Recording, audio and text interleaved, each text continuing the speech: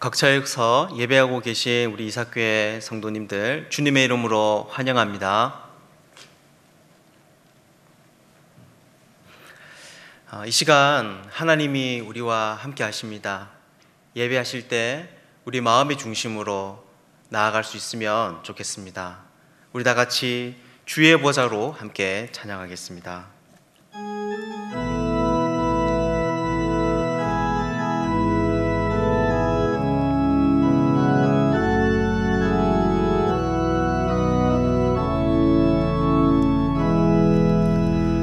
주의 보좌로 나아갈 때에 어떻게 나가야 할까?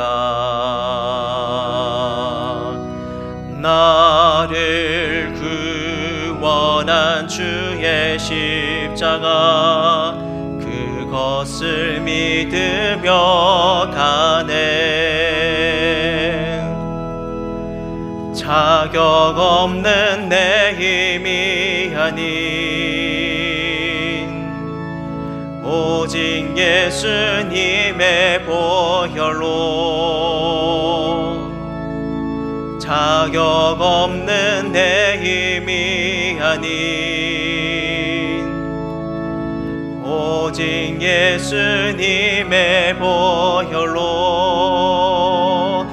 십자가의 보혈 완전하신 사랑 힘입어 나갑니다. 십자가의 보혈 완전하신 사랑 힘입어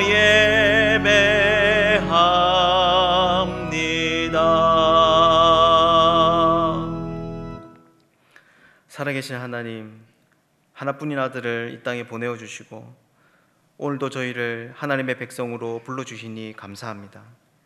이 시간 사랑하시는 그 부름에 응답하여서 우리가 하나님 앞에 섰습니다. 무엇보다 예배하는 가운데 그 아들에게 허락하여 주신 풍성한 약속을 누리는 시간 되게 하여 주시옵소서. 영원하신 이름을 찬양합니다. 우리의 소망 되신 주 예수 그리스도의 이름으로 기도드리옵나이다. 아멘. 사도신경으로 우리의 신앙을 고백하겠습니다. 전능하사 천지를 만드신 하나님 아버지를 내가 믿사오며 그 외아들 우리 주 예수 그리스도를 믿사오니 이는 성령으로 잉태하사 동정녀 마리아에게 나시고 본디오 빌라도에게 고난을 받으사 십자가에 못 박혀 죽으시고 장사한 지 사흘 만에 죽은 자 가운데서 다시 살아나시며 하늘에 오르사 전능하신 하나님 우편에 앉아 계시다가 저리로서 산자와 죽은 자를 심판하러 오시리라. 성령을 믿사오며 거룩한 공회와 성도가 서로 교통하는 것과 죄를 사하여 주시는 것과 몸이 다시 사는 것과 영원히 사는 것을 믿사옵나이다. 아멘. 찬송가 9장 함께 찬양하시겠습니다.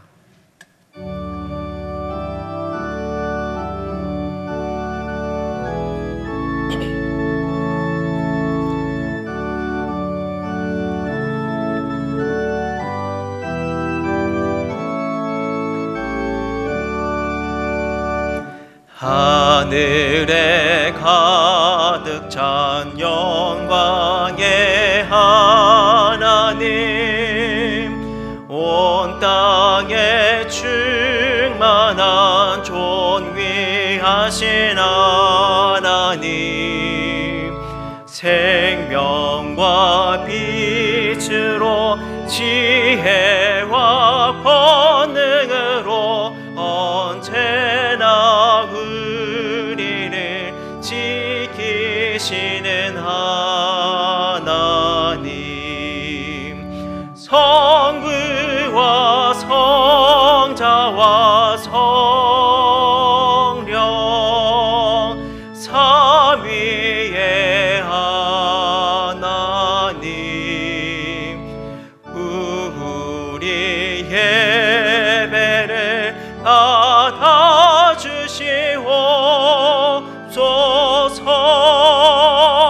사랑이 넘치는 자비 전능하신 하나님,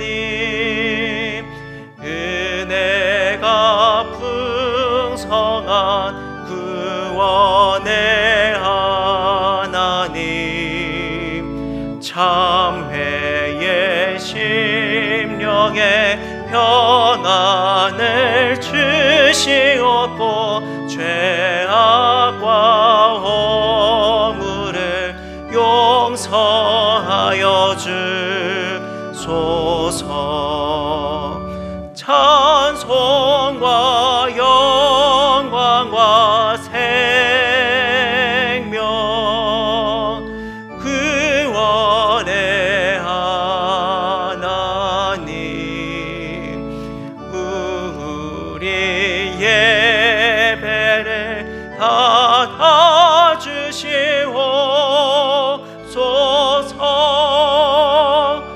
연약한 심령을 굳게 세워주시고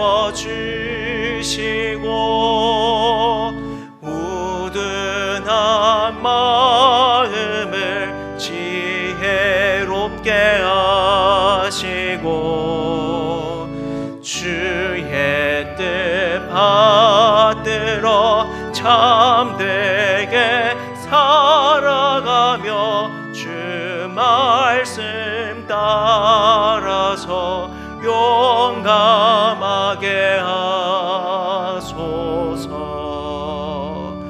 권능과 지혜와 사랑, 은혜의 하나님, 우리 예배를 받아주시옵소서.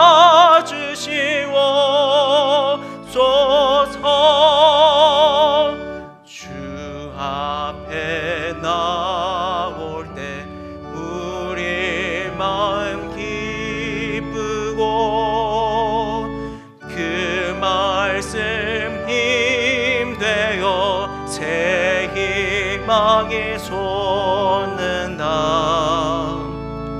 고난도 슬픔도 이기게 하시옵고 영원에 잇대어 살아가게 하소서. 우리의 자랑과 기쁨,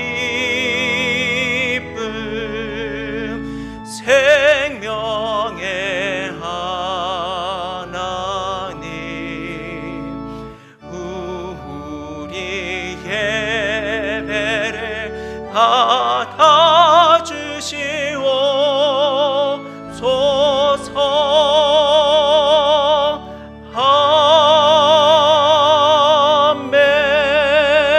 아멘. 오늘 우리를 대표하여서 황성우 목사님 기도하시겠습니다.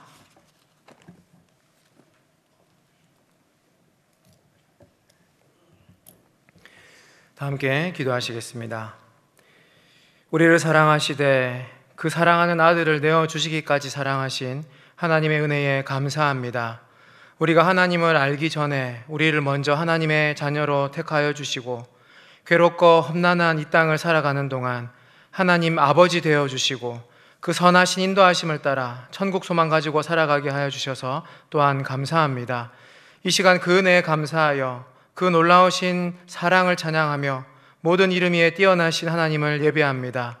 이 자리에 함께 모여 예배하지 못하지만 각 처소에 흩어져서 온라인으로 예배를 드립니다. 동일한 마음으로 하나님을 예배합니다. 우리의 예배를 기뻐 받아 주시옵소서. 하나님 아버지, 이 시간 있는 모습 그대로 나아옵니다.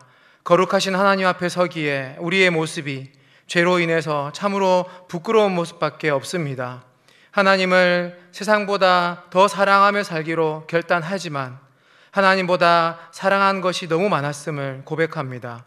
이웃을 사랑하며 그들의 아픔에 공감하며 예수님의 사랑으로 품어주어야 함을 알지만 이웃의 아픔을 모른 채 하며 이기적인 삶을 살았음을 고백합니다. 때로는 외식하는 자들의 모습으로 살았음을 고백합니다. 우리의 연약한 모습을 용서하여 주시옵소서. 다시 한번 예수님의 십자가를 바라봅니다. 예수님의 그 보혈의 은혜를 의지해서 은혜의 자리로 나아갑니다. 이 시간 하나님의 완전하심을 바라보며 그 은혜로 회복되는 시간 되게 하여 주시옵소서. 27년 전에 이삭교회를 세우시고 복음의 본질이 살아있는 교회를 꿈꾸게 하셔서 이제껏 열심히 달려오게 하심을 감사합니다. 이제 원로 목사님의 그 복음을 향한 발걸음이 새로 세우신 바니 목사님에게도 잘 이어지게 하여 주셔서 교회가 세상에 미안해하는 이 시대에 교회가 다시 한번 세상의 소망이 되는 놀라운 일들이 이삭교회를 통해 일어나게 하여 주시옵소서. 이 일을 위해 이삭교회 모든 성도가 한 마음으로 연합하게 하시고 삶의 자리가 하나님을 경외하는 예배의 자리가 되게 하시고 복음의 사역의 기쁨으로 참여하게 하여 주시옵소서. 하반기 이삭교회 사역을 위해서 기도합니다.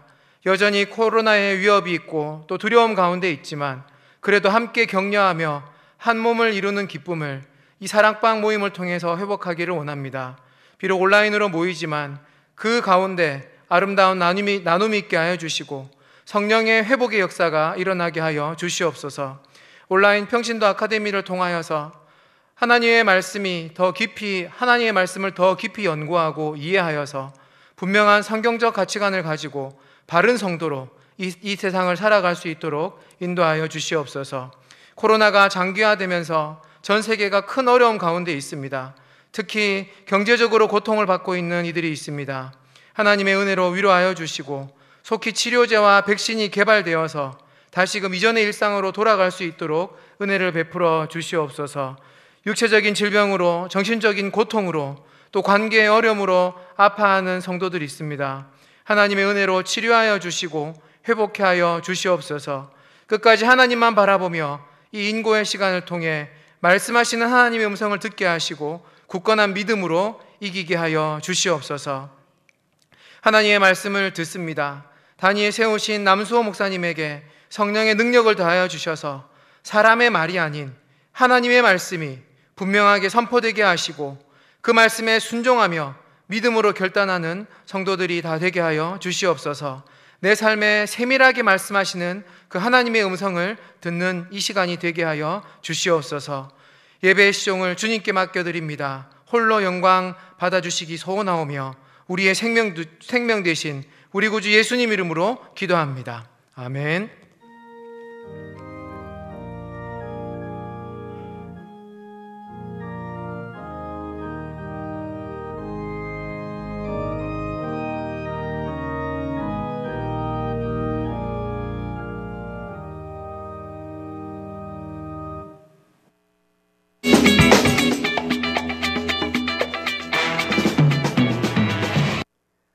이삭교회를 그리워하시는 모든 성도 여러분, 한 주간도 평안하셨습니까? 9월 27일 이삭뉴스를 시작합니다. 부산시의 사회적 거리두기 2단계 기간이 10월 11일까지 재연장되었습니다. 따라서 추후 공지가 있을 때까지 온라인 예배 기간이 연장됩니다. 온라인 예배를 드리는 기간이 길어지면서 자칫 예배에 소홀해질 수 있는데요. 하나님께 드리는 예배는 언제 어디서 드리든지 모두 중요하죠. 다시 한번 느슨해졌던 마음의 끈을 동여매고 온 마음과 정성을 다해서 예배 드릴 수 있으면 좋겠습니다. 주일 예배와 수요 기도회는 유튜브를 통해서 실시간으로 참여하실 수 있습니다. 일찍 들어오셔서 댓글창을 통해 성도 간의 많은 교제 있기를 기대합니다. 민족 고유의 명절 추석이 4일 앞으로 다가왔습니다. 이번 추석은 코로나 때문에 예년 같은 분위기를 느끼기가 어려운데요. 그래서 특별히 준비했습니다. 담임 목사님과 함께하는 실시간 추석 가정 예배! 10월 1일 추석 당일 오전 10시 이삭교회 유튜브 채널을 통해서 실시간으로 중계됩니다. 온 가족이 함께 모여 예배로 교제하는 시간이 되기를 원합니다. 7, 8월 2달에 걸쳐 성경 통독대회가 진행되었습니다. 많은 분들이 참여해 주셨는데요. 무려 359명의 성도님들이 참여해 주셨습니다. 참여하신 분들께 박수! 가장 많이 읽으신 분은 무려 구독이나 하셨다고 하시는데요. 정말 대단하십니다. 여러분들은 구독, 좋아요, 알람 설정 잊지 않으셨죠? 유튜브 검색창에서 이삭교회와 이삭교회 주일학교를 검색하셔서 구독, 좋아요, 알람 설정까지 해두시면 더 편하게 예배를 드리실 수가 있습니다.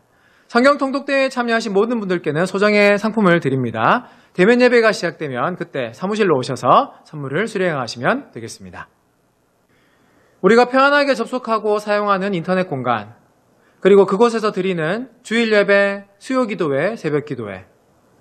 하지만 누군가에게는 접근하기 어려운 공간일 텐데요. 우리 교회 시니어 교구에는 연세 드신 성도님들이 계십니다. 코로나 이후에 한 번도 교회에 오지 못해서 예배에서 소외된 분들도 계신데요. 이분들이 온라인 예배를 드릴 수 있도록 도와주실 손길이 필요합니다. 제가 먼저 가보았습니다. 현장 뉴스. 오늘은 두 분의 게스트와 두 명의 꼬마 게스트와 함께합니다. 자, 출발해봐.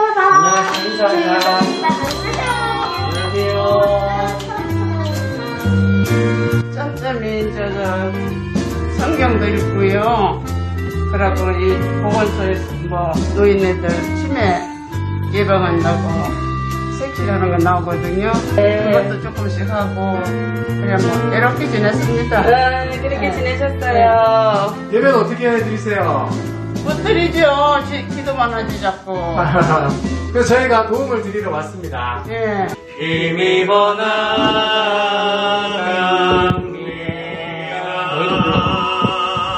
십자가의 보혈 완전하신 사랑 하나님께는 영광이요 우리 모두에게는. 그래서 우리가 함부로 날 때부터 맹인된 사람은 이랬을 것이야라고 말하는 것은 어떻게 보면 되게 조심스러워 보이기도 합니다. 이분은 그냥 되어진 것이 아니고 창세전에 그리스도 안에서 우리를 택하셨는데 제형은 그의 얼굴 기쁘신 진짜 영상으로 예배 드리니까 어떠세요? 네, 좋습니다. 네. 정말 좋습니다. 네, 오랜만에 예배 드리신 거죠? 예. 거기 가서 예로실 거라는 것보다 이래 하니까 더 영 멋있습니다. 네. 온라인에서 예배를 드리는 일이 참 손쉽고 편하게 이렇게 드릴 수 있을 줄 알았는데 오늘 집사님 댁에 와 보니까 예배를 지금까지 너무 오랫동안 못 드리셨다는 말씀을 듣고 좀 깜짝 놀랐습니다.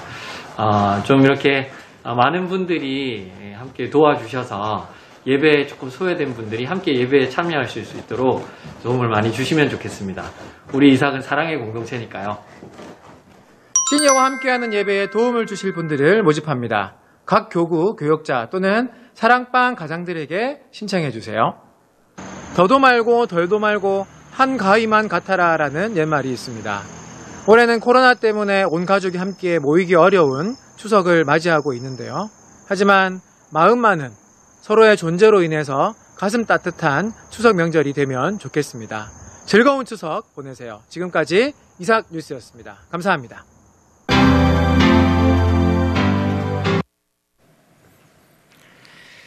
네, 감사합니다. 한 주간 평안하셨습니까? 네, 오늘은 우리 당회가 있어서 우리 장로님들께서 함께 예배에 참석해 주셨습니다. 장로님들의 뒷모습은 봬도 가슴이 설레거든요. 앞에서 보니까 더 좋습니다. 네. 추가적으로 광고 좀 드리고 말씀을 함께 볼 텐데요. 우리 쭉 넘겨주시죠. 우리 영상 광고 나간 부분들은 우리 영상을 참고해 주시고 또 주보 내용들도 여러분 주보 참고해 주시면 감사하겠습니다. 비대면 사랑방 모임을 위한 내용이 홈페이지에 게재되어 있고요. 또 이번에는 다음으로 넘겨주십시오. 추석 우리 가정 예배를 저와 함께 실시간으로 드리도록 그렇게 합니다. 그래서 오전 10시에 제가 이 자리에서 실시간으로 예배를 진행을 하면 성도님들은 가정에서 함께 참여해 주시면 감사하겠고요. 영상에도 봤지만 이제 시니어와 함께하는 예배에 참여해 주실 그 가정을 모집을 하고 있습니다. 우리 어르신들에 대한 고민이 많았습니다. 이렇게 젊으신 분들은 온라인으로 접속하기가 쉬웠는데 어르신들은 또 이제 홀로 계신 분이나 인터넷으로 접속할 수 없으신 분들이 많이 계셔서 고민을 많이 하던 차에 우리 젊은 집사님들이 또 우리 누구든지 상관없이 함께 찾아가서 온라인으로 예배를 드리면 좋겠다. 실시간으로 해도 좋겠지만 또 시간이 안 되시는 분들은 주중에라도 함께 가셔서 예배를 드리시면 우리 어르신들이 외롭지도 않고 또 우리 성도님들과의 교제를 통해서 많이 회복되어질 수 있겠다 이런 생각에서 저희들이 준비를 하고 있습니다. 우리 많은 성도님들이 신청해 주셔서 우리 어르신들이 외롭지 않고 또 오프라인으로 했을 때 함께 또 기쁨으로 교회 나오실 수 있도록 많이 도와주시면 감사하겠습니다. 네, 다음 보여주시죠. 예, 후반기 사랑방 비대면 모임 참고해 주시고요. 또 평신도 아카데미 비대면 신청 안내를 이번 주까지 받습니다. 여러분들이 많이 신청해 주시면 감사하겠습니다. 예, 다음 학습셀 입교 대상자는 사랑방 가정 또는 교구장을 통해서 신청해 주시고 교육에 대한 또 세례 일정에 대한 내용들은 추후 공지하도록 하겠습니다. 교우동정입니다. 이전 개업입니다. 이상철, 김현주의 집사님 오토월드 이전 개업하셨고요. 또 석현정 집사님 유형 분장학원을 개업하게 되었습니다. 성도 간에 축하해 주시고 또 축복해 주시면 감사하겠습니다. 예, 제가 기도하겠습니다. 좋으신 하나님 아버지 감사합니다.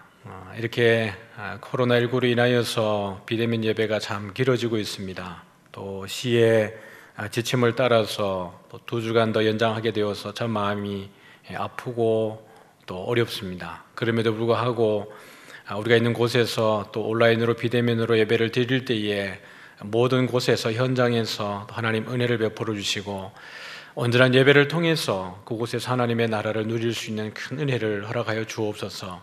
비대면이 길어지면서 우리의 마음이 해이해지고 영적으로 나태해질까 참 두려움이 큽니다. 그럼에도 불구하고 우리 이삭교회 공동체들은 서로 사랑하고 뜨겁게 사랑하고 이끌어주면서 이러한 가운데 더욱더 뜨거운 공동체를 누리게 하시고 또 예배에서 또 하나님으로부터 멀어지지 않도록 우리 주님 함께하여 주옵소서. 특별히 우리 시니어 어르신들을 위해서 또 많이 고민하고 또 기도하던 차에 함께 예배드리는 우리 성도님들을 또 모집하고 또 그렇게 도움의 손길을 나누고자 합니다. 많은 성도님들이 참여하여서 우리 어르신들이 예배 현장에 함께 참여하실 수 있도록 주님 은혜 베풀어 주옵소서. 오늘도 하나님께 드리는 귀한 예물을 주님 받아 흠양하여 주옵소서. 11조와 감사와 건축과 선교와 각자의 기도 제목을 따라서 드리는 모든 예물 가운데 하나님 함께 하시고 이 예물을 드리실 때마다 주의 나라와 주의 의를 위해서 귀하게 사용될 수 있도록 우리 주님 함께하여 주옵소서.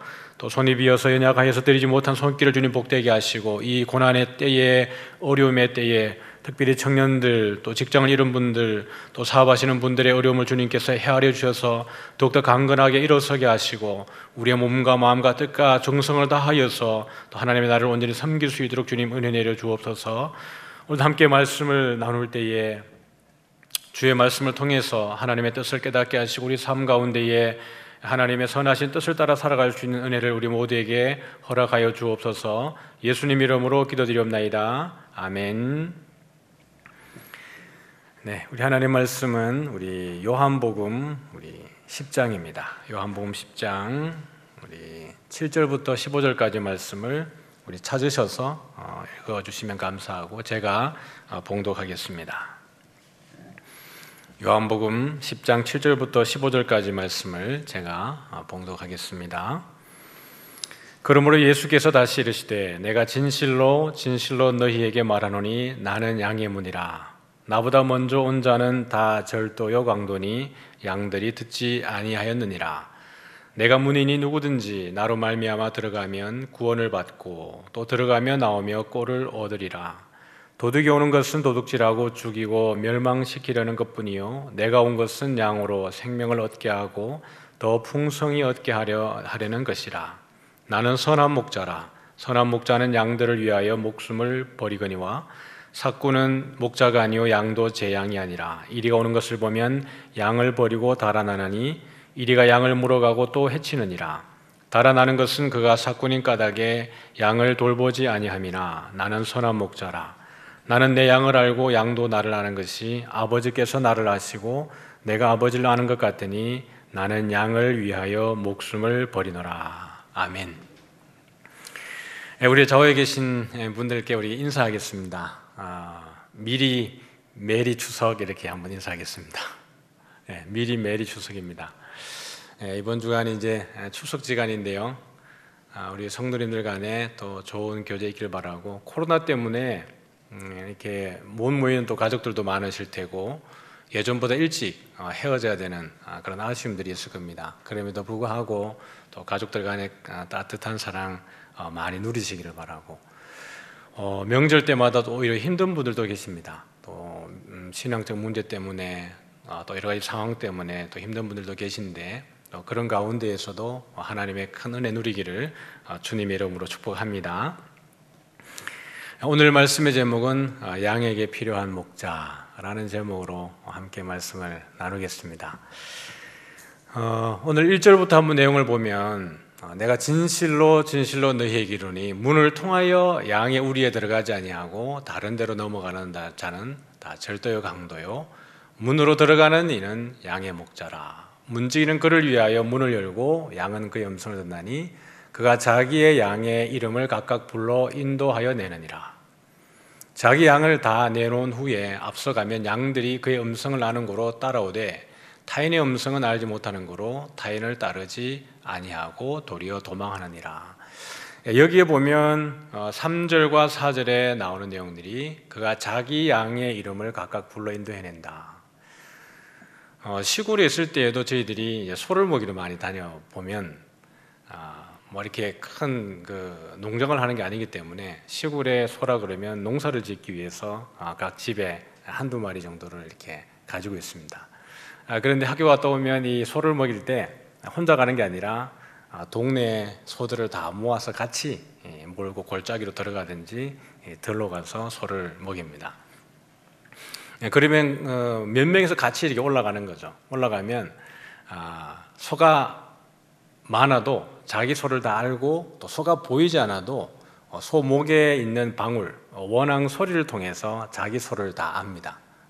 소가 여러 마리 있고 보이지 않아도 우리 소가 여기 있네 없네를 뭘로 아냐 그러면 이 원앙 소리로 알아요. 왜냐하면 자기 집에 있는 방울 소리가 독특하기 때문에 그렇습니다. 이 당시에도 양을 이렇게 방목을 할 때 어떻게 보면 한 집에서 한 우리 안에 양육할 수도 있지만 몇몇 집에 있는 양들을 한 곳에 모아서 한 우리 안에 집어넣고 그렇게 이제 가축을 양육을 하는 거죠. 그리고 이제 들로 나갈 때 주인이 와서 자기 양의 이름을 부르면 주인의 목소리를 양들이 알고 그 주인에게 속한 양들이 다 나온답니다. 그 양에 대한 제가 그걸 하지 않았기 때문에 모르겠는데 그렇다는 거예요. 그러면 주인이 그 양들을 불러내면 그 양들을 데리고 먼저 가면 그 다음에 있는 주인이 자기 양들을 불러내서 다시 그 양들을 데리고 간다는 거예요. 오늘 본문의 내용이 그 내용입니다. 그가 자기 양의 이름을 각각 불러 인도하여 내느니라. 그래서 자기 양을 다 내어놓은 후에 앞서가면 양들이 그의 음성을 듣고 따라오되, 여기에 양은 누구의 양이냐 그러면 자기의 양이에요. 요한복음 1장에 보면 예수님께서 자기 땅에 오매 자기 백성이 영접하지 아니했다. 자기 양들을 목자가 이끌어내는 거예요. 예수님도 자기 땅에 오셔서 자기 백성을 이끌기 위해서 오셨는데 자기 양들인 자기 백성이 따라오지 않는 겁니다. 그래서 요한복음에서 세상이라고 하는 그것은 하나님이 구원하시는 대상이기도 하지만 하나님을 믿지 않는 대상이기도 한 거고, 이스라엘도 유대인들도 그러한 모습으로 소개되어지고 있는 것이에요. 이사야도 보면 소는 그 임자를 알고 나귀는 그 주인의 구유를 알건만은 이스라엘은 알지 못하고 나의 백성은 깨닫지 못하는도다 하셨도다. 소도 임자를 알고 나귀도 주인의 구유를 아는데 오히려 정작 내 백성은 내 하나님의 음성을 알지 못하고 깨닫지 않고 듣지 않는다라는 것을 이야기를 하고 있는 겁니다. 우리 예수님이 자기 백성이 오신 선한 목자로 오셨음에도 불구하고 듣지 않는 것이에요. 그래서 양떼와 우리를 좀 이렇게 보면 이제 이스라엘 광야에서 또 이렇게 양을 먹이는 모습을 이렇게 볼 수가 있습니다. 근데 여러분, 이 양떼 가운데에 드문드문 보이는 짐승이 뭐냐 그러면 뭘 것 같으세요? 보이는 뜨문뜨문 되게 까맣기도 하고 뭐 하얗기도 한 게 있는데 염소죠. 그래서 양을 방목을 할 때 여기 의도적으로 염소를 몇 마리를 집어넣는다고 합니다. 이스라엘 가서 직접적으로 저희들이 보기도 했는데요. 양들만 다니는 게 아니라 염소를 두는 이유는 염소는 되게 적극적이고 진취적이고 그런 동물입니다. 그래서 들판에 이렇게 두었을 때에 양들은 시력도 약하고 자기적으로 자기 의지적으로 능동적으로 행동을 잘 못하는데 염소는 앞에서 주도적으로 끌고 간다는 거예요. 그 시력이 약한 이 양들이 길을 헤매고 있을 때 염소들이 조금 높은 둔덕이나 언덕을 탁 올라갈 때 염소가 앞서가면 양들이 뒤를 따라간다라는 거예요. 그래서 의도적으로 양을 방목할 때 염소들을 거기에다가 넣는다라고 합니다. 그래서 우리가 이제 그 마태복음에도 보면 한쪽에는 오른쪽에는 마지막 날 심판할 때 양이 있고 왼쪽에는 염소가 있다. 그래서 양은 순한 짐승이고 그래서 성도들을 의미하고 염소는 들이받는 악한 존재다라고 이야기하는데 굳이 그렇지는 않다라고 이야기합니다. 왜냐하면 성경적으로 봐도 염소가 더 거칠고 사납고 또 불순종하는 대상이라고 보기 어렵고 레위기가 봐도 번제를 드릴 때 제사를 드릴 때 더 비싸게 그 가치를 하는 것이 염소인 거예요. 양보다 염소가 더 가치가 있고 또 실질적으로 그들의 가운데도 염소가 더 비싼 동물이라는 거예요. 그러므로 왼쪽에 있는 염소는 어떻게 보면 불신앙자, 악하고 오른쪽에 있는 사람들은 믿는 자, 하나님의 백성이라는 의도가 아니라 어떻게 보면 그냥 우리가 설명하기 위해서 비유로 양과 염소를 두었다 이렇게 하는 것이 우리 이스라엘 지난번에 성지순례 가봤더니 우리 교수님께서 그렇게 이야기를 하시는 거예요. 우리의 모습도 보면 그 지형 자체가 석회암으로 되어 있기 때문에 여기에 이런 동굴들이 많이 있는 겁니다. 이 동굴들 주변에 돌을 쌓아서 우리를 만들어 있고 입구에 이제 목자가 지키는 형태인 겁니다. 여기도 그렇게 되어져 있죠. 또 다른 우리의 형태는 조금 이따 또 보여드리겠지만 이런 형태로 되어 있는데 선한 목자가 입구를 지키고 있고 이것을 뛰어넘는 자가 강도요 도둑이다 이렇게 이야기를 하고 있는 겁니다. 마태복음에도 보면 이런 이야기가 있죠. 너희 생각에는 어떠하냐? 만일 어떤 사람이 양 100마리가 있는데 그 중에 하나가 길을 잃었으면 그 99마리를 산에 두고 가서 길 잃은 양을 찾지 않겠느냐? 양 100마리가 있는데 이 목자가 한 마리를 잃어버렸습니다. 들어올 때 없고 이렇게 계수해 보니까 99마리만 있는 거예요. 그럼 이 산에 두고 가서 길 잃은 양을 찾지 않겠느냐? 이런 우리의 형태를 두고 이야기를 하는 겁니다. 그러면 여기에서 99마리가 중요하지 않은 게 아니라 이 목자라고 하는 것은 잃어버린 그 한 마리의 양을 위해서 존재한다라는 겁니다. 한 마리도 잃어버리면 안 된다라는 이야기예요. 그래서 만일 찾으면 길을 잃지 아니한 99마리보다 이것을 더 기뻐하리라. 그 99마리의 가치를 평가절하하는 게 아니라 한 마리가 그렇게 소중하다는 것에 포커스가 있습니다. 그렇게 해야 모든 것이 완성되어지기 때문에 그런 거예요. 그래서 이와 같이 이 작은 자 중에 하나라도 잃는 것은 하늘에 계신 너희 아버지의 뜻이 아니라는 겁니다. 잃어버리는 것은 아버지의 뜻이 아니에요.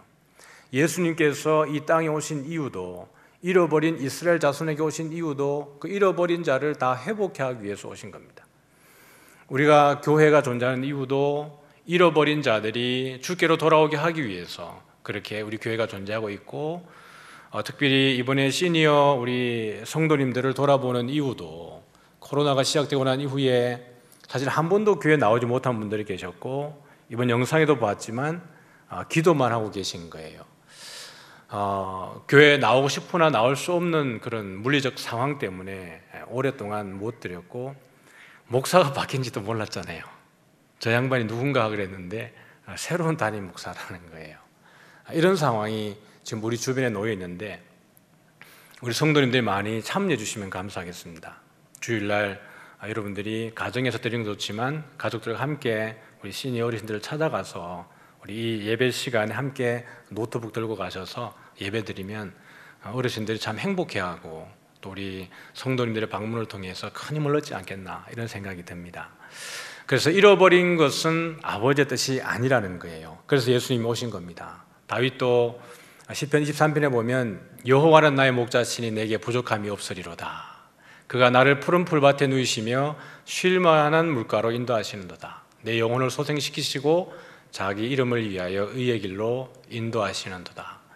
내가 사망의 음침한 골짜기로 다닐지라도 해를 두려워하지 않을 것은 주께서 나와 함께 하심이라. 주의 지팡이와 막대기가 나를 안위하시나이다.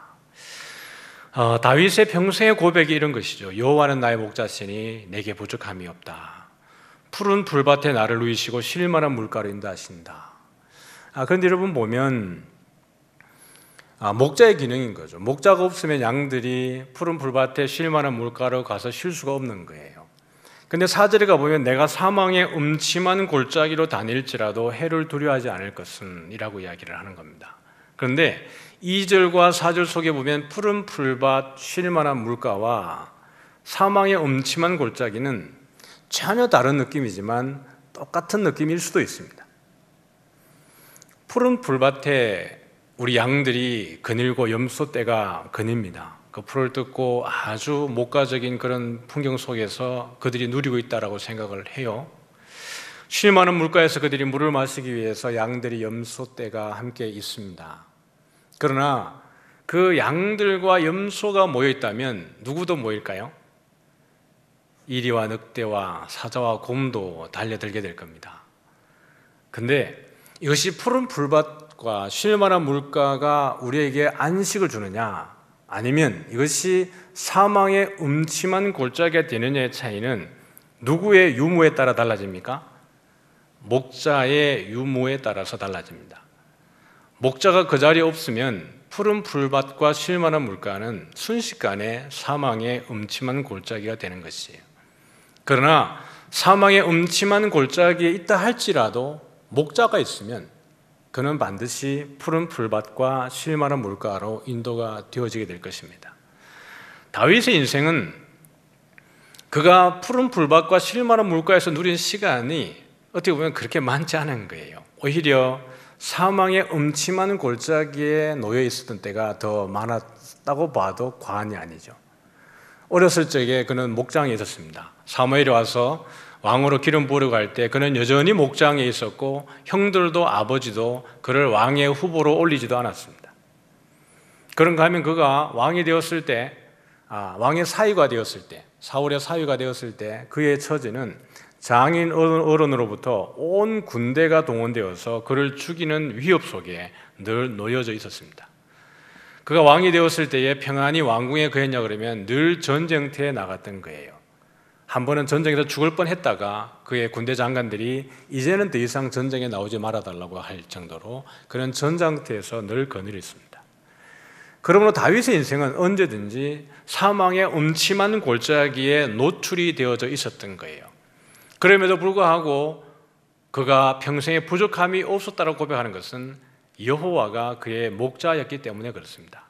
그래서 23편에도 보면 다시 4절을 보면 주께서 나와 함께 하심이라. 이것이 다윗이 부족함이 없었던 근거였습니다.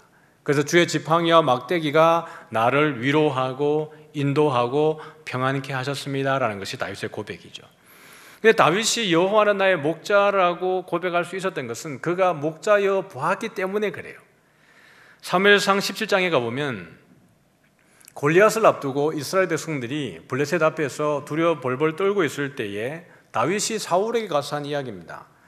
주의 종이 아버지의 양을 지킬 때에 사자나 곰이 와서 양떼에서 새끼를 물어가면, 보십시오, 푸른 풀밭과 쉴 만한 물가는 항상 사자나 곰의 공격의 위협에 놓여져 있습니다. 그럴 때 사자나 곰이 와서 양떼에서 새끼를 물어가면 내가 따라가서 그것을 치고 그 입에서 새끼를 건져내었고, 그것이 일어나 나를 해치고자 하면 내가 그 수염을 잡고 그것을 쳐 죽였나이다. 그러니까 다윗이 목자였을 때 그가 어떻게 했느냐라는 거예요. 양 한 마리를 지키기 위해서 자기의 목숨을 내어놓고 양을 지켰습니다. 여러분, 직접 다윗이 정말 사자와 곰과 싸워서 면대면에서 이겼는지 아니면 이걸 비유적으로 설명했는지 모르겠지만 다윗의 고백을 보면 사자와 곰이 와서 양의 새끼를 물어가면 여러분 어떻게 하겠어요? 자기 살자고 도망가야 되는 거잖아요. 자기 목숨이 중요하잖아요. 그런데 다윗은 도망가지 않고 그 사자나 곰의 입에서 새끼를 건져내었다라고 이야기하는 겁니다. 요한복음 우리 10장의 본문에도 보지만 사꾼은 그런 이리와 늑대가 다가왔을 때 자기가 살기 위해서 양을 두고 달아나는 것이 사꾼입니다. 다윗은 그렇게 하지 않았어요. 오히려 그 사자와 곰이 다윗에게 달려들려고 했을 때 그 수염을 잡고 그것을 쳐 죽인 겁니다. 본인이 목자이어 보았기 때문에, 목자가 어떤 존재이어야 하는지를 알았기 때문에 자기 평생의 여호와를 누구로 소개하고 있는 거예요? 여호와는 나의 목자였다는 거예요. 그가 그렇게 부모님으로부터 형제로부터 소외당해 있을 때에도 여호와는 다윗의 목자였습니다. 장인어른에게 그렇게 위협을 받고 있을 때에도 주의 지팡이와 막대기가 다윗을 안위했습니다. 전장터에 나가서 죽음의 위협에 있을 때에도 여호와께서 다윗의 목자가 되셔서 끝까지 그 원수의 발톱에서 입 가운데에서 다윗을 건져내신 거예요. 오늘도 우리의 고백이 여호와는 나의 목자시니 내게 부족함이 없으리로다. 부족한 투성이었습니다. 위협과 암울함과 사망의 음침함의 그 위협 투성이었습니다. 그럼에도 불구하고 다윗의 고백은 내게 부족함이 없다는 거예요. 왜요? 여호와가 나의 목자니까. 지금 코로나로 인해서 우리가 많은 어려움과 위협과 다윗이 말한 것처럼 사망의 음침함이 우리를 음습해오는 위기 가운데 놓여 있을 수 있습니다. 그래서 마음에 두렵고 떨리고 공포 가운데 있을 수도 있습니다. 그러나 다윗의 고백으로라면 여호와가 나의 목자시기 때문에 내게는 부족함이 없다. 왜냐하면 하나님의 나라가 그 안에 있기 때문에 그래요. 지금 이 위기를 지나가지만 이 위기 끝에 반드시 하나님이 우리를 푸른 풀밭과 쉴 만한 물가로 인도하실 것이기 때문에 그렇습니다. 예수님이 백성을 보셨을 때 예수님의 시선은 항상 그 백성을 보면서 불쌍히 여기고 긍휼히 여겼다라고 표현을 하십니다. 공간복음에서 불쌍히 여기다라고 하는 것은 거의 대부분이 예수님의 표현입니다. 예수님이 백성을 볼 때 하신 표현이 불쌍히 여기고 긍휼히 여겼다라는 거예요. 그들이 기진할까 하여 그들에게 먹이고 입히시고 가르치시는 것이 예수님입니다.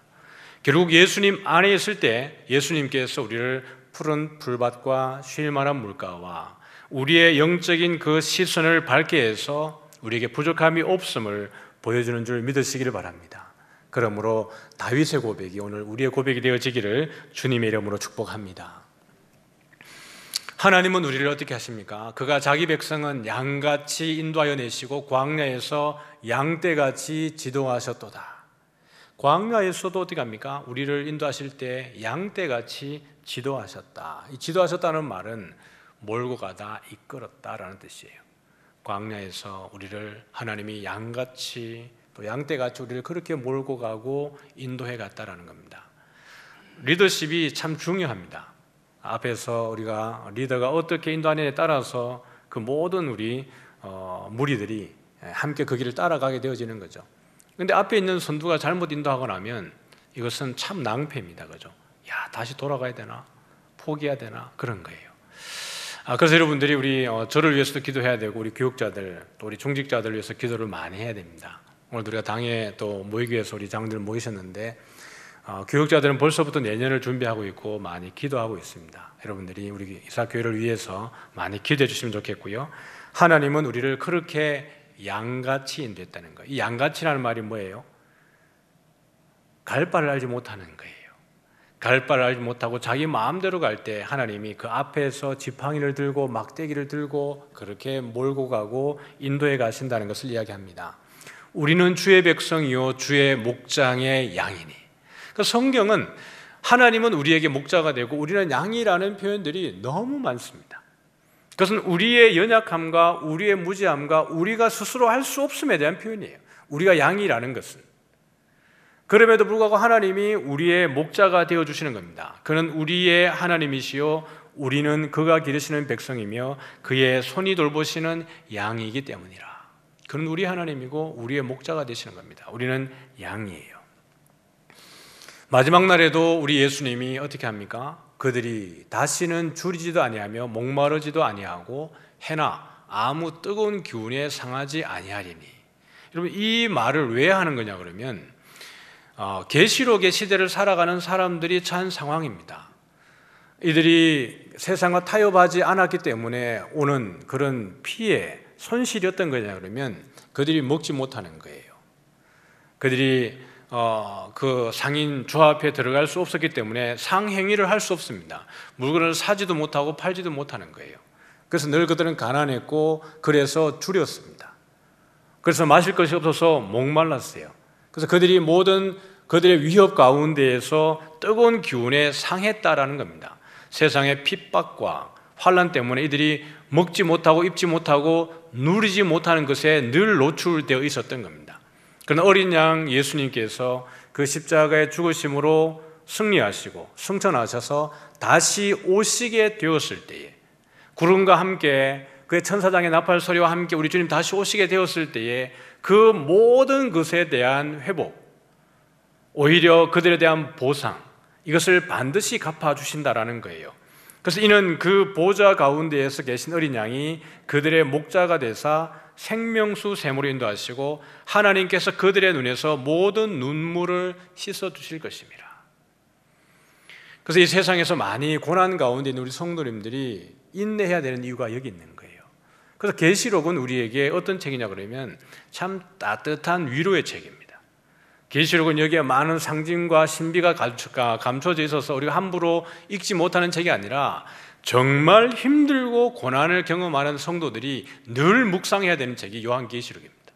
왜냐하면 요한계시록 가운데에서는 우리를 향하신 하나님의 놀라운 위로와 격려와 응원이 그 안에 있기 때문에 그래요. 그 안에 숨겨진 모든 상징들은 그 시대적인 배경들을 우리에게 설명해 주기 위해서 기록되어져 있는 것입니다. 그래서 우리 요한복음 끝나면 바로 제가 계시록을 강의를 할 겁니다. 우리 성도님들에게 이 요한계시록을 어떻게 우리를 이해해야 되는지 함께 나누게 될 겁니다. 어린 양께서 친히 우리의 목자가 되어주시는 거예요. 그분이 양이기도 하셨지만 그분은 희생양으로 오신 거예요. 우리를 위해서 대신 죽어주시는 희생양으로 오셨지만 그분은 우리에게 참된 목자로도 오셨습니다. 그러면 누가 절도고 누가 강도냐라는 거예요.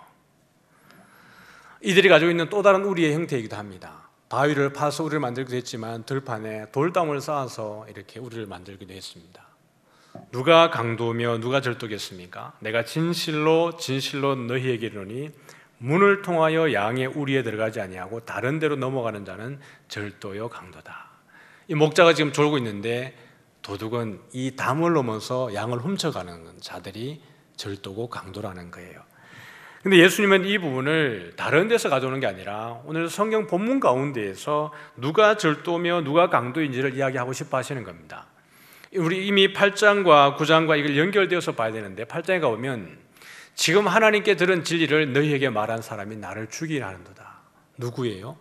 바리새인과 대제사장과 종교 지도자들입니다. 너희는 너희 아비 마귀에게서 났으니 너희 아비의 욕심대로 너희도 행하고자 하느니라. 그들이 돌을 들어 치려 하거늘 예수께서 숨어 성전에서 나가시니라. 누가 절도고 누가 강도겠습니까?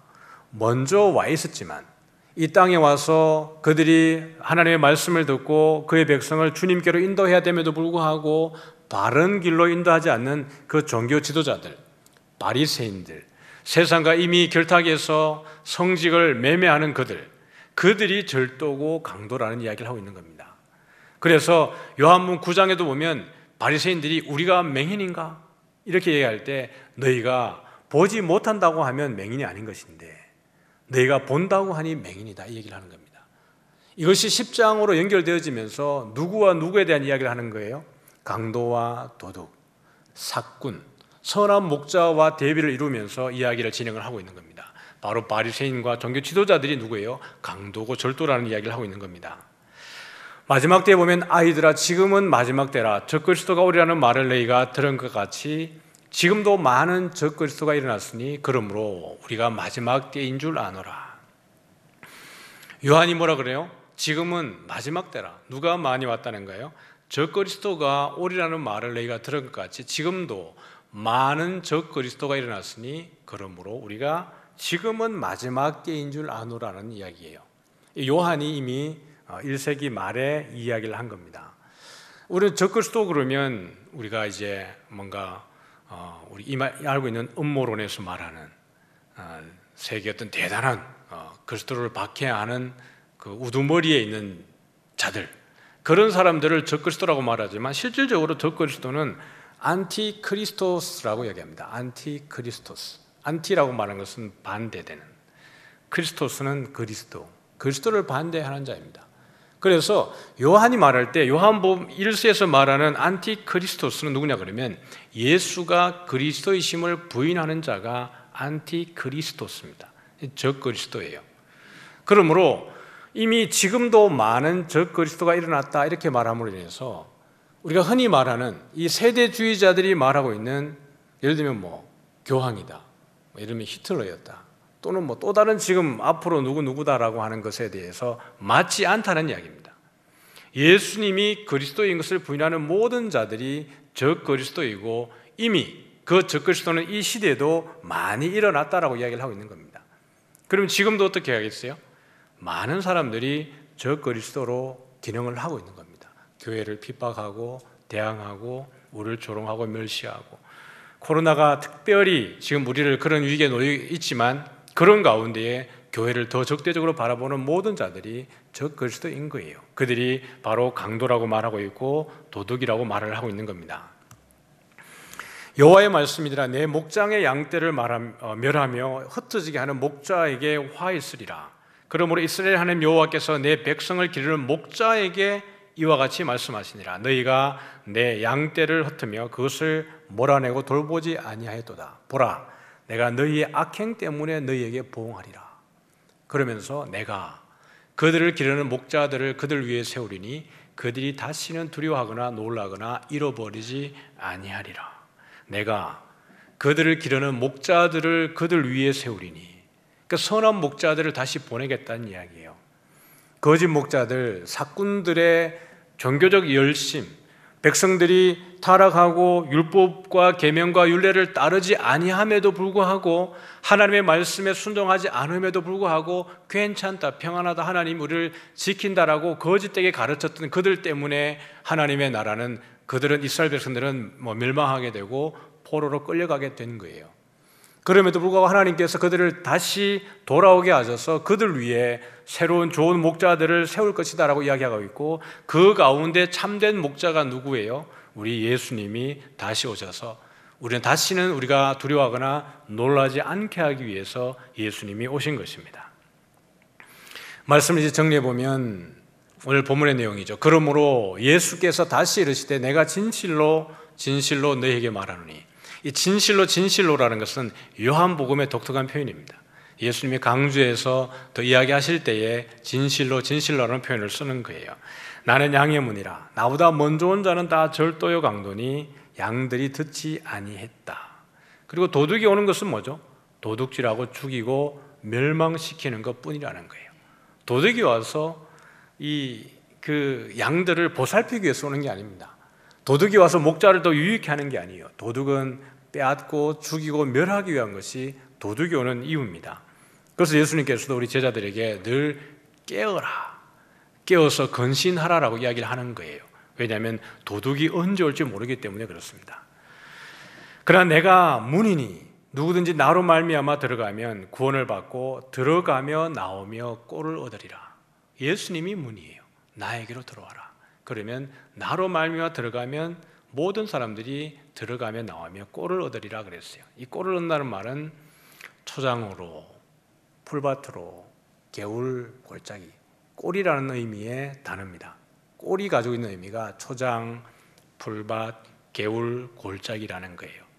그러니까 예수님이 문이니까, 예수님이 목자이기 때문에 예수님께 들어가면 우리가 어디로 가는 거예요? 초장으로 가고 풀밭으로 가고 개울로 가고 골짜기로 가서 푸른 풀밭과 쉴만한 물가로 인도함을 받는다라는 거예요. 왜요? 예수님이 문이니까. 예수님에 나아가는 자가 그렇게 되는 거예요. 이걸 누가 누렸다고요? 다윗이 누렸습니다. 여호와가 나의 목자시니 내게 부족함이 없다라는 거예요. 그래서 나는 선한 목자라고 그랬어요. 11절과 14절 보면 나는 선한 목자라고 그랬는데, 선한 목자의 가장 독특한 표현은 이런 거죠. 양들을 위하여 목숨을 버린다. 그런데 사꾼은 그래요, 안 그래요? 사꾼은 그렇지 않습니다. 예수님 오신 것은 양으로 생명을 얻게 하고 더 풍성히 얻게 하려는 것이라 그랬어요. 예수님이 나는 양의 문이라. 양이라면 모두 누구를 통해 들어가는 거예요? 예수님을 통해 들어가는 거예요. 예수님이 그 문지기로 딱 지키고 있습니다. 그래서 예수님이 양들을 1마리, 2마리, 3마리, 99마리, 한 마리가 없네? 그럼 어떻게 하는 거예요? 그 1마리 찾으시는 거예요. 1마리라도 잃어버리지 않는 것이 예수님이 오신 이유입니다. 우리 이사학교도 마찬가지로 우리 주변에 있는 우리 성도들 가운데에서 이 코로나로 인해서 온라인 예배, 비대면 예배로 인해서 교회로 멀어져 있는 성도들을 우리가 자꾸 이렇게 끌어모아야 합니다. 다시 돌아오라고 인도해야 되는 거예요. 신방을 다녀보면 염려들을 많이 하세요. 우리 중직자 지금 신방을 계속 하고 있거든요. 하시면 우리 중직자들께서도 그런 고민들을 이야기하십니다. 나도 너무 편해졌다. 나도 너무 익숙해졌다는 거예요. 그러니까 굳이 그 시간에 예배드리지 않아도 그거 보고 싶을 때 보면 되니까 편해진 거예요. 그러면서 이렇게 익숙해져 버릴까 염려된다라는 겁니다.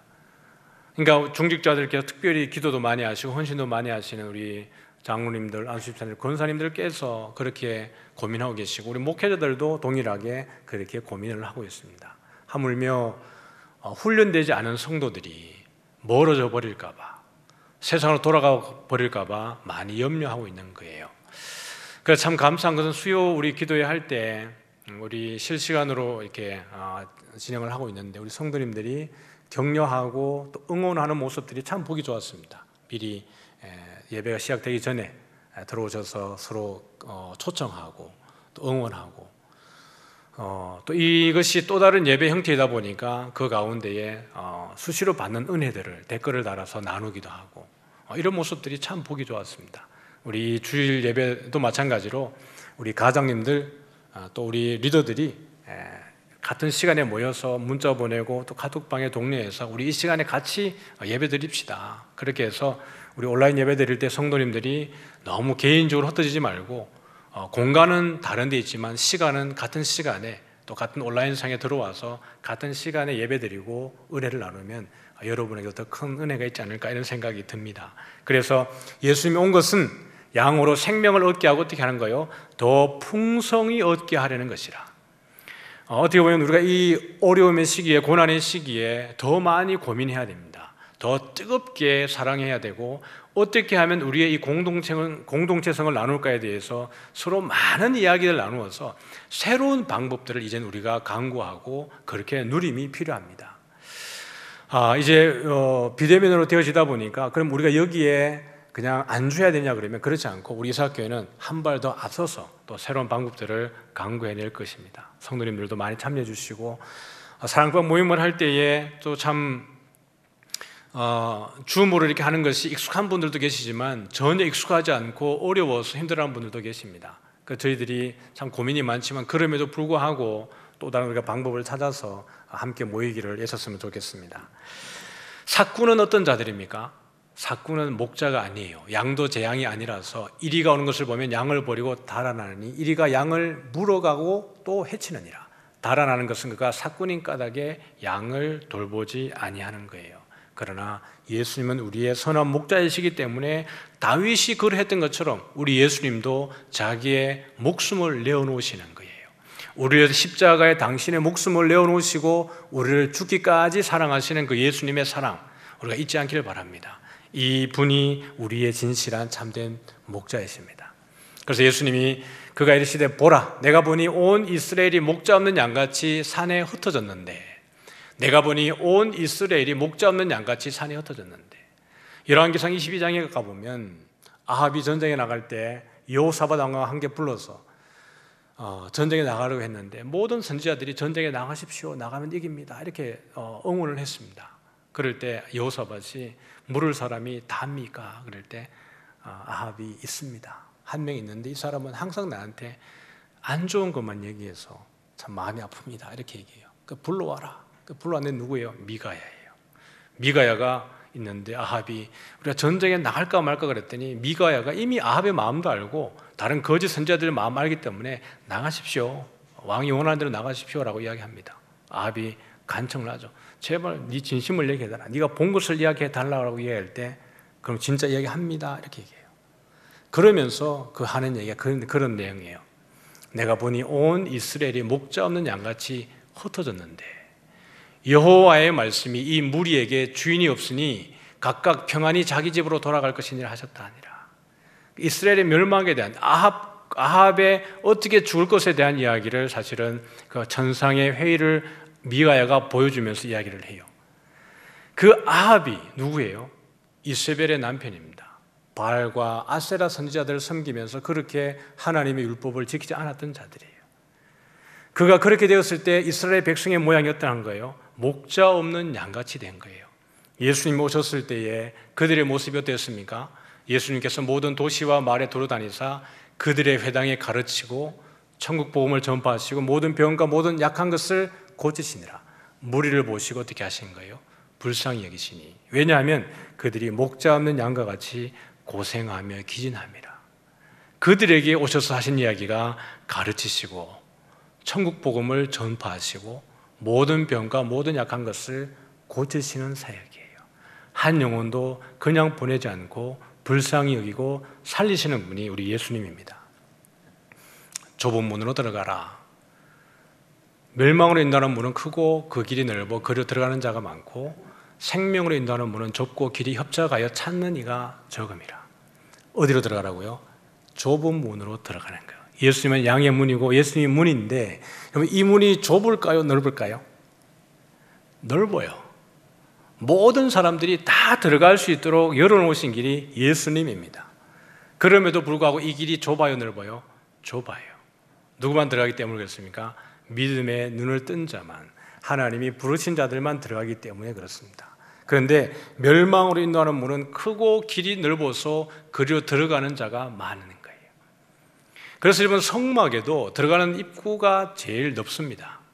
그 말은 모든 민족이 모든 백성들이 다 주께로 돌아올 수 있도록 열어두었다는 상징적 의미예요. 예수님을 믿는 자들은 누구든지 구원을 받는데 그럼에도 불구하고 예수님께로 나아가지 않는 자가 많은 겁니다. 어떤 문이에요? 예수님은 좁은 문이에요. 그러나 이 좁은 문으로 들어갔을 때 그 길이 좁고 협착하지만 여러분 좁은 문으로 인도된 자들에게도 길이 좁고 협착할까요? 아니에요. 예수님을 주로 영접한 자에게는 이 길이 좁고 협착할지라도 이 길은 어떻게 해요? 넓은 길처럼 가는 겁니다. 한 가지 예를 들고 말씀을 마치죠. 어릴 때 저는 지게를 많이 졌습니다. 지게를 지는 이유는 길이 넓어서 지게를 질까요? 길이 좁아서 지게를 질까요? 길이 좁아서 지게를 집니다. 지게로 지고 가는 길은 대로일까요? 골짜기 산골 길일까요? 네, 산골짜기 길입니다. 거의 논이 산 너머에 있으면 농사를 지으면 그 모든 볕단을 지고 산을 넘어서 오는 거예요. 그러면 논뚝길, 밭뚝길을 지나가는 겁니다. 그러면 꼴을 베고 나무를 하고 뭘 하든지 간에 지게를 지고 다니는 거예요. 그러면 지게에 익숙한 사람에게 논뚝길, 밭뚝길은 좁을까요? 넓을까요? 좁을까요? 넓을까요? 좁아요. 그러나 그 길이 그에게 여전히 좁을까요? 아닙니다. 대로처럼 걷습니다. 짐이 휘청해도 그 좁은 밭뚝길, 논뚝길을 대로처럼 걸어갈 수 있습니다. 왜 그래요? 익숙하기 때문에 그래요. 그것이 그에게 낯설지 않기 때문에 그렇습니다. 예수님이 믿는 것이 어떻게 보면 이 세상 가운데에서 되게 좁은 길인 것 같고 협착하고 어려워 보이지만 예수님 안에 있는 자들에게 이 세상의 고난과 환난은 여전히 좁지만 넓습니다. 경건의 모양과 경건의 능력을 갖춘 자에게는 이 고난이 오히려 넓은 길처럼 활보하면서 다닐 수 있는 그 은혜가 있는 줄 믿습니다. 에스겔서는 이렇게 맞춰집니다. 그 사방의 합계는 18,000척이라. 그날 후로는 그 성읍의 이름을 여호와 삼마라 하리라. 여호와 삼마. 뜻은 여호와께서 거기 계신다라는 거예요. 에스겔의 마지막은 새 예루살렘의 완성으로 끝이 납니다. 그 새 예루살렘에는 그가 봤던 이스라엘 백성들이 봤던 성막과 솔로몬 성전 그보다 훨씬 더 큰 것이에요. 그러나 그 안에 내부적으로 들어가 보면 사실은 아무것도 없는 거예요. 여호와의 영광만이 충만한 겁니다. 그 새로운 예루살렘 가운데 누가 계신 거예요? 여호와 삼마. 하나님이 거기에 계신다라는 거예요. 예수님이 누구예요? 선한 목자이시고 예수님은 양의 문이고 예수님은 문이시며 좁은 문이십니다. 그 좁은 문으로 들어가야 되는 이유가 왜냐하면 우리가 반드시 새 예루살렘으로 들어가도록 초청받았기 때문에 그래요. 거기에 누가 계십니까? 여호와께서 거기에 계신 겁니다. 우리가 온라인 비대면 예배로 있는 곳이 모든 것이 예배 처소이긴 하지만 그럼에도 불구하고 교회는 유기적인 공동체입니다. 함께 모여서 함께 움직이면서 함께 하나님의 일을 하기 위해서 존재하는 것이 이 지상에 있는 교회의 기능입니다. 하나님 있는 곳이 그 어디든지 하나님의 나라고 교회이지만 교회의 기능적 측면을 보면 우리가 반드시 함께 모여야만 그 기능을 감당할 수 있기 때문에 우리는 반드시 비대면 예배 아니라 대면 예배로 나와야 하는 것입니다. 사랑하는 성도 여러분, 이 익숙해져가는 비대면 예배 가운데에서 여러분들이 너무 편안해하지 마시고 기도를 많이 하시기 바랍니다. 사실 내일부터 새벽 기도로 우리가 대면 예배로 진행하기에 기다리고 있었고 기대가 있었습니다. 2주가 더 연장되면서 그 마음이 되게 힘들었지만 그럼에도 불구하고 남아있는 우리 주간 동안 더 기도하면서 그래 우리가 이 11일 주일이 지나고 나면 교회로 나가서 다시 한번 우리 하나님의 일을 위해서 함께 뛰어가자라고 격려하고 응원하는 우리 모든 성도님들 되어지기를 주님의 이름으로 축복합니다. 정리해보면 한 마리의 양이라도 잃어버린 것은 아버지의 뜻이 아닙니다. 그러므로 우리는 절대로 하나님의 사랑에서 끊어질 수 없는 인생인 것을 기억하시기 바랍니다. 여러분이 하나님을 포기하고 싶어도 하나님이 여러분을 포기해요 안 해요? 절대로 하지 않습니다. 마음이 평안해져서 느슨해져서 해이해져서 하나님으로부터 멀어지려고 할 때 두려워하시기 바랍니다. 멀어졌을 때 하나님이 그를 인도하시는 방식은 우리가 생각하는 것보다 매몰차게 끌어올 수 있습니다. 하나님이 우리에게 인생 막대기와 사람 막대기와 인생 채찍으로 끌어오기 전에 오히려 이럴 때에 더 경건의 능력을 겸비할 수 있는 우리들이 되어지기를 원합니다. 왜냐하면 하나님이 우리를 하나님의 사랑에서 끊지 않기 때문에 그래요. 두 번째 보면 주님은 나의 목자이기 때문에 사망의 음침한 골짜기라도 해를 두려워하지 않습니다. 주님이 나의 목자이기 때문에 지금 이 모든 어려움과 환난 가운데 있을지라도 우리가 해를 두려워하지 않습니다. 지팡이와 막대기가 나를 안전하게 인도하시기 때문입니다. 마지막입니다. 같이 읽어볼까요? 시작. 선한 목자이신 예수님은 양을 위해 목숨을 버리셨기 때문에 우리는 영원한 생명을 얻었고 생명수 샘으로 인도함을 받습니다. 우리가 성도가 인내해야 되는 이유, 우리가 이기게 하기 위해서 예수님이 죽으셨기 때문에 그렇습니다. 우리가 이기게 하기 위해서 예수님이 부활하셨기 때문에 그렇습니다. 우리를 영원한 생명을 주시기 위해서 우리 예수님 다시 오심을 약속하셨기 때문에 그렇습니다. 그러므로 이 고난의 때에 우리 모든 성도님들이 믿음으로 승리하시기를 주님의 이름으로 축복합니다. 우리 다 같이 찬양합니다. 우리 마라나타 찬양하겠습니다.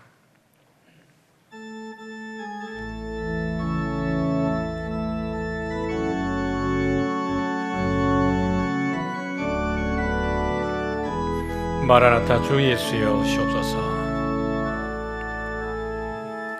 마라나타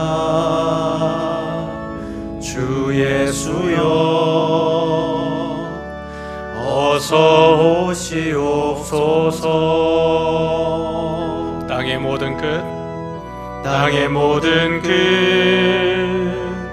모든 족속 주를 찬송하게 하소서. 마라나타 주 예수여 마라나타 주 예수여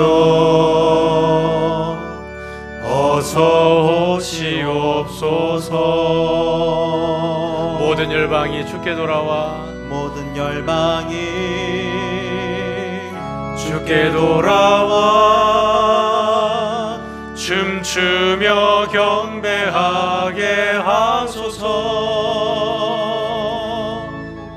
우리 주님 다시 오실 길을 만들자. 십자가를 들고 땅 끝까지 우린 가리라. 우리 주님 하늘 영광 온 땅 덮을 때 우린 땅 끝에서 주를 맞으리. 마라나타 마라나타 마라나타 마라나타. 아멘. 주 예수여 오시옵소서. 마라나타 마라나타. 아멘. 주 예수여 오시옵소서. 우리 이 시간 한번 같이 기도하면 좋겠습니다. 우리 계신 자리에서 조용하게 우리 또 묵상하시면서 또 말씀 생각하면서 그렇게 기도하기를 원하는데요. 우리가 놓인 상황이 어려움과 사망의 엄침한 골짜기라 할지라도 해를 두려워하지 않을 것은 주께서 나와 함께 하심이라. 선한 목자이신 예수님께서 우리를 위해서 당신의 목숨을 버리셔서 우리를 구원해 주셨습니다. 그리고 우리가 줄이지도 않고 목마르지도 않고 해나 아무 뜨거운 기운에 상하지 않도록 그렇게 생명수 샘으로 인도하시는 분이 우리 예수님이십니다.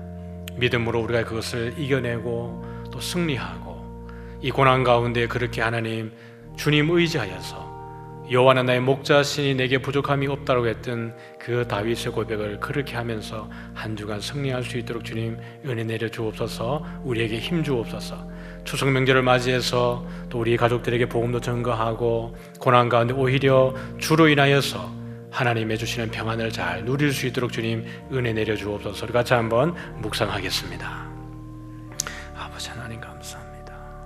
주님 오늘도 이 전수 가운데 은혜 주시고 합니다. 주도 주시고 주의 크신 은혜 누리기를 간절히 빌고 원합니다.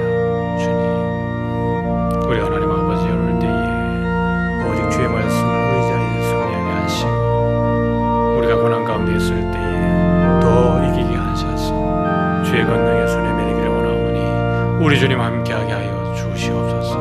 우리 주님 늘 권능의 손에 오늘 함께하기를 간절히 빌고 원합니다. 주여 아버지 도와주시옵소서. 아버지 승리케 하여 주시옵소서. 감사합니다.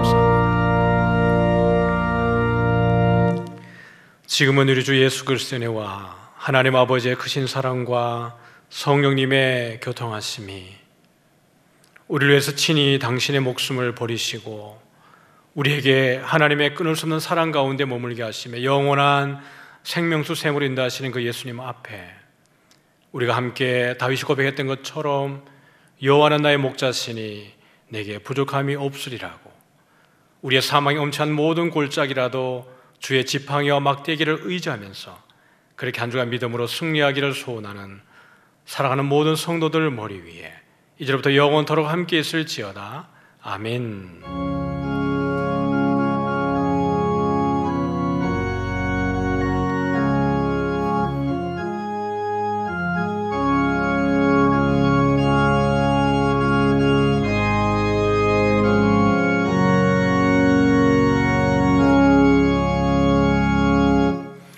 예배를 마쳤습니다. 한 주간 믿음으로 은혜로 승리하시기를 주님의 이름으로 축복합니다.